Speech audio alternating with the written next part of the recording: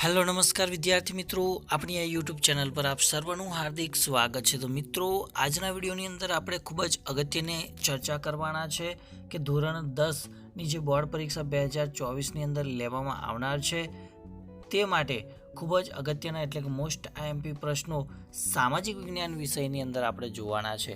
અને અહીંયા જેટલા પણ પ્રશ્નો આપવામાં આવશે એટલા પ્રશ્નો તમારે તૈયાર કરી દેવાના છે। મિત્રો, હવે સમય મર્યાદા તમારી જોડે ઓછી છે એટલે કે સમય ઓછો રહ્યો છે, પરંતુ તમારે તૈયારી ખૂબ જ વધારે કરવાની છે। માટે અહીંયા જેટલા પણ પ્રશ્નો તમને આપવામાં આવે એ દરેકે દરેક પર ખાસ તમારે ધ્યાન રાખવાનું છે, ધ્યાન આપવાનું છે।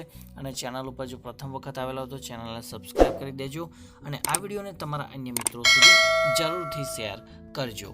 તો આપણે જે પહેલો પાઠ છે કે ભાઈ ભારતનો વારસો, અને એની અંદર જે મોસ્ટ આઈએમપી પ્રશ્નો લાગેલા છે એની અંદર ભારત પ્રાચીન સંસ્કૃતિ ધરાવતો દેશ છે આ વિધાન સમજાવવાનું છે।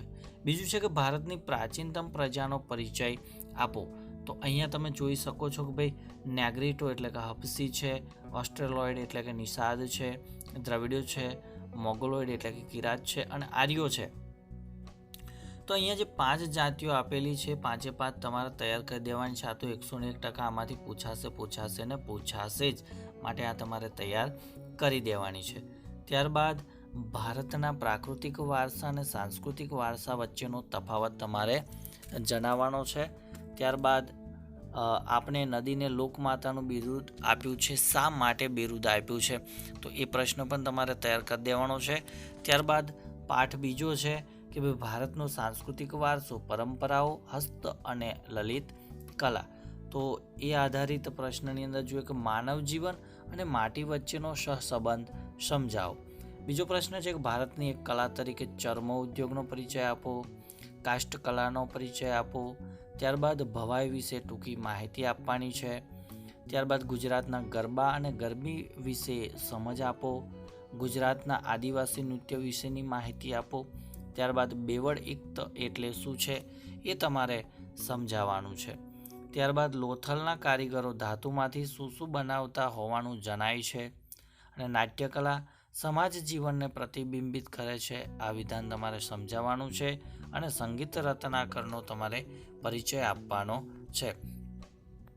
ત્યારબાદ પાઠ 3 કે ભારતનો સાંસ્કૃતિક વારસો, શિલ્પ અને સ્થાપત્ય, એ પાઠ આધારિત જે મોસ્ટ આઈએમપી પ્રશ્નો લાગ્યા છે એની અંદર મોહેન્જો-દડોની નગર રચનામાં રસ્તાઓ અને ગટર યોજના વિશે માહિતી આપો। બીજો પ્રશ્ન છે ગુજરાતની સ્થાપત્ય કલાનો પરિચય આપો। મોહેન્જો-દડોના મકાનોમાં કઈ કઈ વિશેષતાઓ હતી। પ્રાચીન ભારતનું નગર આયોજન સમજાવો અથવા મોહેન્જો-દડોની નગર રચના સમજાવો। ધોળાવીરા વિશે માહિતી આપો। લોથલ તે સમયે ભારતનું અગત્યનું બંદર હતું એ સમજાવો। અને મોઢેરાના સૂર્ય મંદિર વિશે નોંધ લખો। ત્યારબાદ વાત કરીએ પાઠ 4 કે ભારતનો સાહિત્યિક વારસો। તો એની અંદર તમે 5 પ્રશ્નો જોઈ શકો છો કે નાલંદા વિદ્યાપીઠ, તક્ષશિલા વિદ્યાપીઠ અને વલ્લભી વિદ્યાપીઠની માહિતી આપવાની છે। તો આ 3માંથી એક તો ચોક્કસ આવશે, તો આ તમારે 3 તૈયાર કરી દેવાના છે। ત્યારબાદ છે કે વેદો કેટલા છે, કયા અને દરેકની તમારે ટૂંકમાં માહિતી આપવાની છે। ત્યારબાદ અમીર ખુશરોનો પરિચય આપો।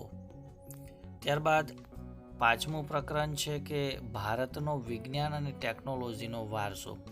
તો એની અંદર પ્રાચીન ભારતનું ધાતુ વિદ્યામાં પ્રદાન, પ્રાચીન ભારતે રસાયણ વિદ્યામાં સાધેલી પ્રગતિનું વર્ણન, વૈદક વિદ્યા અને શલ્ય ચિકિત્સામાં પ્રાચીન ભારતનું મહત્વ, પ્રાચીન ભારતે ગણિતશાસ્ત્રમાં સાધેલી પ્રગતિ વિશે નોંધ આપો, પ્રાચીન ભારતના વાસ્તુશાસ્ત્ર વિશે સમજ આપો, પ્રાચીન ભારતે ખગોળ વિદ્યામાં આપેલું પ્રદાન જણાવો। તો આમાંથી 1-2 પૂછાવાની પૂરેપૂરી શક્યતાઓ છે।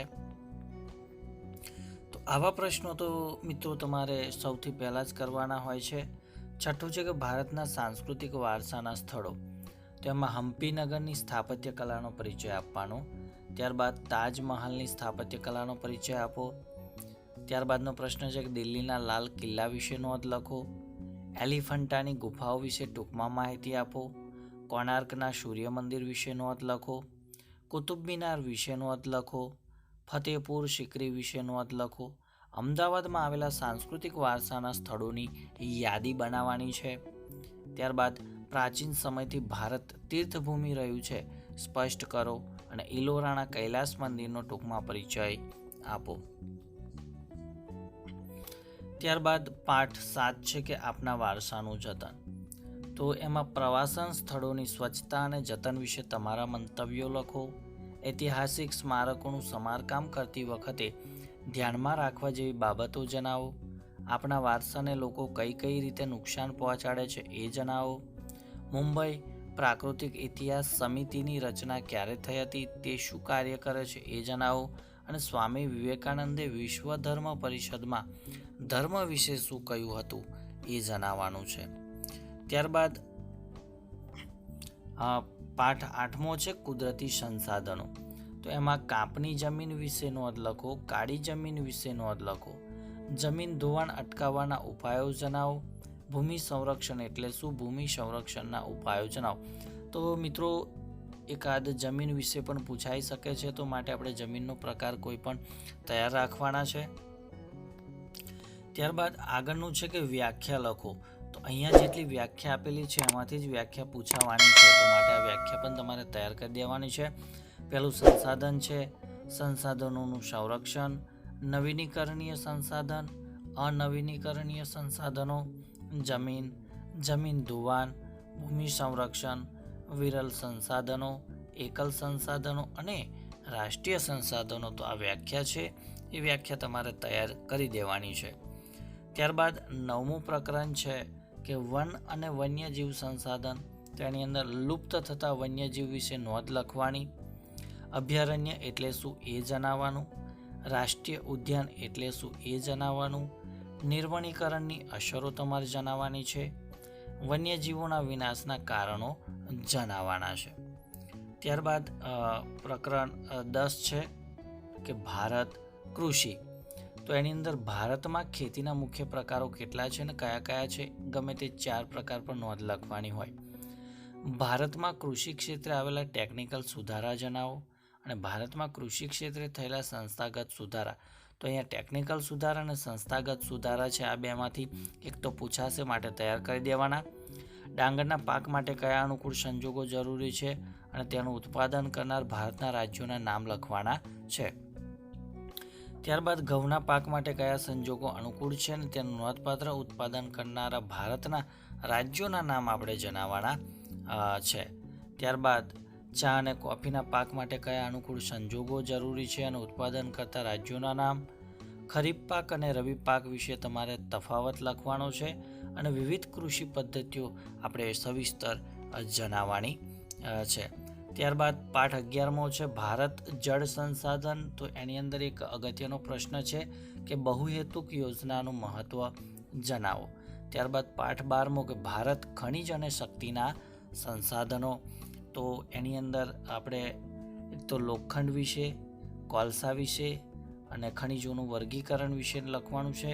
મેંગનીઝના ઉપયોગો જણાવવાનો છે. આધુનિક યુગને ખનિજ યુગ કહેવાય છે, શા માટે એ સમજાવવાનું. આજના સમયમાં ખનિજો રાષ્ટ્રના આર્થિક વિકાસની કરોડરજ્જુ ગણાય છે. સાથી તાંબાની ઉપયોગિતા, અબરખ વિશે જણાવો અને ચૂનાના પથ્થરના ઉપયોગો જણાવવાના. ત્યારબાદ પાઠ 13 છે કે ઉત્પાદન ઉદ્યોગ. તો પર્યાવરણીય અતિક્રમણને રોકવાના ઉપાયો લખો. બીજો પ્રશ્ન કે ભારતના રેશમી કાપડ ઉદ્યોગ વિશે. ત્યારબાદ ઊની એટલે ગરમ કાપડ ઉદ્યોગ વિશે. ખાંડ ઉદ્યોગ અને સિમેન્ટ ઉદ્યોગ એટલે આ નકશાની અંદર પણ મિત્રો પૂછાઈ શકે છે ઉદ્યોગો. ત્યારબાદ ખાંડ અને ખાંડસરીના કારખાના ક્યાં સ્થપાયા છે. ભારતના સુતરાઉ કાપડ ઉદ્યોગની સામે કઈ કઈ સમસ્યાઓ છે. પશ્ચિમ બંગાળમાં સન ઉદ્યોગ સાથી વધુ વિકસ્યો છે. ભારતનો સન ઉદ્યોગ કઈ સમસ્યાઓનો સામનો કરી રહ્યો છે એ જણાવવાનું છે. ત્યારબાદ 16મો પાઠ છે કે આર્થિક ઉદારીકરણ અને વૈશ્વિકીકરણ. તો ખાનગીકરણના લાભ અને ગેરલાભ. ત્યારબાદ વિશ્વ વ્યાપાર સંગઠન એટલે શું, તેના ધ્યેય જણાવો. ઉદારીકરણનો અર્થ આપી તેના લાભ અને ગેરલાભ જણાવો. વૈશ્વિકીકરણના લાભ અને ગેરલાભ જણાવવાના અને ભારતીય અર્થતંત્ર પર વૈશ્વિકીકરણની અસરો વર્ણવો, એ તમારે તૈયાર કરવાના. 17મો પાઠ છે કે આર્થિક સમસ્યાઓ અને પડકારો, ગરીબી અને બેરોજગારી. તો એની અંદર ગરીબી એટલે શું, તેના ઉદ્ભવના કારણો જણાવો. બેરોજગારીનો અર્થ જણાવી તેના પ્રકારો જણાવો. બેરોજગારી ઘટાડવાના પ્રયાસ રૂપે સરકારી યોજના અને કોઈ પણ 4 કાર્યક્રમ સમજાવો. ગરીબી એટલે શું, ગરીબી રેખા હેઠળ જીવતા લોકોના લક્ષણો, બેરોજગારીના કારણો અને તેની અસરો જણાવવાની છે.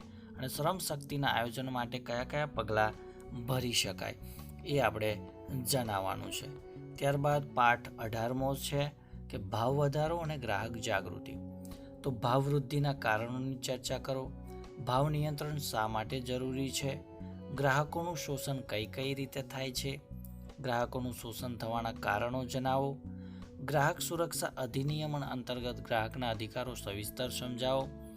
ગ્રાહકોની ફરજો સવિસ્તર સમજાવો. ગ્રાહક અદાલતોની જોગવાઈઓની ચર્ચા કરો. ગુણવત્તા માનક અંગેની રાષ્ટ્રીય સંસ્થાઓ વિશે માહિતી આપો. 19મો પાઠ માનવ વિકાસ. તો ભારતમાં મહિલાઓ સાથે કેવા પ્રકારે ભેદભાવ જોવા મળે છે, મહિલા સશક્તિકરણ એટલે શું, તેના અવરોધક પરિબળો જણાવો. ગુજરાત સરકારે મહિલા સમાનતા માટે કઈ કઈ યોજનાઓ અમલમાં મૂકેલ છે એ યોજનાઓ વિશે માહિતી તમારે આપવાની છે. ત્યારબાદ પાઠ 20મો કે ભારતની સામાજિક સમસ્યાઓ અને પડકારો. તો એની અંદર સાંપ્રદાયિકતા દૂર કરવાના ઉપાયો જણાવો. અનુસૂચિત જાતિ અને અનુસૂચિત જનજાતિના કલ્યાણ અને વિકાસ માટે બંધારણીય જોગવાઈઓનો આપણે પરિચય આપવાનો છે. ત્યારબાદ આતંકવાદની સામાજિક અસરો જણાવો અને એની આર્થિક અસરો જણાવવાની. અનુસૂચિત જાતિઓ અને અનુસૂચિત જનજાતિઓ કોને કહેવામાં આવે છે. ત્યારબાદ આતંકવાદ અને બળવાખોરી વિશે તફાવત લખવાનો છે. ત્યારબાદ 21મો પાઠ સામાજિક પરિવર્તન. તો ભારતીય બંધારણમાં કયા બાળ અધિકારોનો સમાવેશ કરવામાં આવ્યો છે, વૃદ્ધોની સમસ્યાઓ વર્ણવો તથા તેમના રક્ષણ અને કલ્યાણ સંબંધી જોગવાઈઓ વર્ણવો. બાળકોના મફત અને ફરજિયાત શિક્ષણના અધિકારની મુખ્ય જોગવાઈઓ સમજાવો. ભારતમાં બાળ શ્રમિકોની માંગ વધુ હોવાના કારણો જણાવી તેને અટકાવવાના ઉપાયો જણાવો.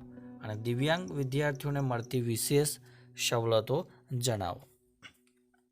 તો વિદ્યાર્થી મિત્રો, આવનારી બોર્ડ પરીક્ષાની અંદર ખૂબ જ ઉપયોગી થાય તેવા આપણે ધોરણ 10 સામાજિક વિજ્ઞાન વિષયના મોસ્ટ આઈએમપી પ્રશ્નોની ચર્ચા કરી. તો ચોક્કસથી વિડીયો ગમ્યો હશે તો વિડીયોને લાઇક કરજો, શેર કરજો અને ચેનલ ઉપર જો પ્રથમ વખત આવેલા હો તો ચેનલને સબસ્ક્રાઈબ કરી દેજો. Thank you. આભાર.